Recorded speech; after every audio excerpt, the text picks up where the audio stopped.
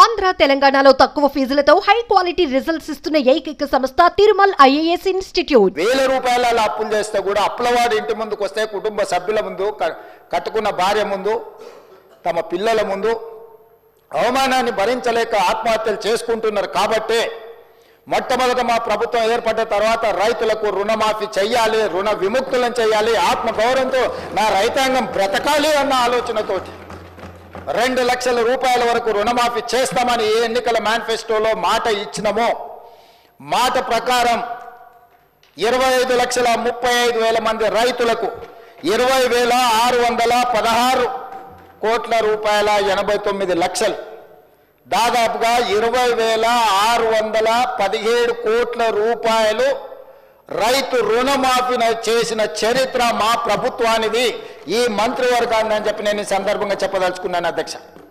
ఈ దేశ చరిత్రలోనే ఏ ప్రభుత్వం కూడా మొదటి సంవత్సరంలో ఉన్న అన్ని రాష్ట్రాలు కావచ్చు, కేంద్ర ప్రభుత్వం కావచ్చు, కేంద్ర ప్రభుత్వం కూడా ఏ ఒక్క రాష్ట్రానికి 20,617 కోట్ల రూపాయలు మొదటి 10 నెలల్లో చేసిన చరిత్ర లేదు. ఇది చరిత్రలో శాశ్వతంగా నిలిచిపోయే ఒక గొప్ప సందర్భము.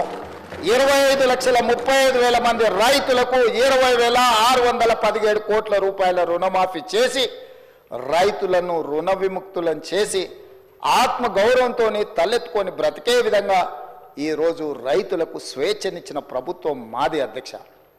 ఈరోజు ఆ రైతులను ఆదుకోవాలన్న ఆలోచనతోని ప్రయత్నం అంతా చేసినాం అధ్యక్ష. అదేవిధంగా అధ్యక్ష, గతంలో రైతు బంధు అన్నాడు, ఎన్నికలు వచ్చినప్పుడే మాత్రమే ఖాతాలలో పడేది.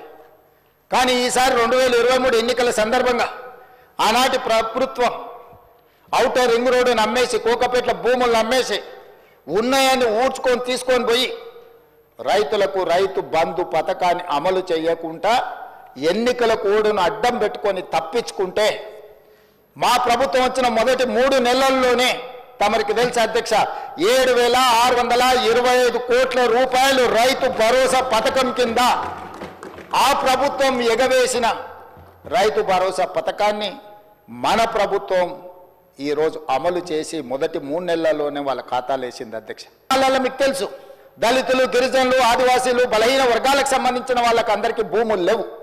వాళ్ళకు భూమి లేకపోవడం వల్ల రైతు భరోసా పథకంలో వాళ్లకు భరోసా ఇవ్వలేకపోవడం వల్ల ప్రభుత్వం ఆనాటి నా పాదయాత్రలు కావచ్చు, మిత్రులు బట్టి విక్రమార్క గారి పాదయాత్రలో భూమి లేని నిర్వాసితులు, భూమి లేని నిరుపేదలు వచ్చి అయ్యా మాకు భూమి లేదు, భూమి ఉన్న వాళ్ళకే ప్రభుత్వ సహాయం అందుతుంది, భూమి లేని మా గురించి ప్రభుత్వం పట్టించుకోవాలి కదా, మీకు బాధ్యత లేదా అని వాళ్ళు అడిగితే ఆలోచన చేసి ఇందిరమ్మ ఆత్మీయ భరోసా పథకం కింద ప్రతి కుటుంబానికి 12,000 రూపాయలు ఇవ్వడానికి నిర్ణయం తీసుకొని ఈనాడు ఉపాధి హామీ కూలీ కార్డు ఎవరికైతే ఉందో ప్రతి కుటుంబానికి ఇందిరమ్మ ఆత్మీయ భరోసా పథకంలో 12,000 రూపాయలు భూమి లేని నిరుపేదలకు ఈరోజు మన ప్రభుత్వంలో పథకాన్ని అమలు చేస్తున్నాం అధ్యక్ష. భూమి లేని నిరుపేదల యొక్క ఆత్మగౌరవాన్ని నిలబెట్టడానికి ఈరోజు నా ప్రభుత్వం ప్రయత్నం చేస్తుంది అధ్యక్ష.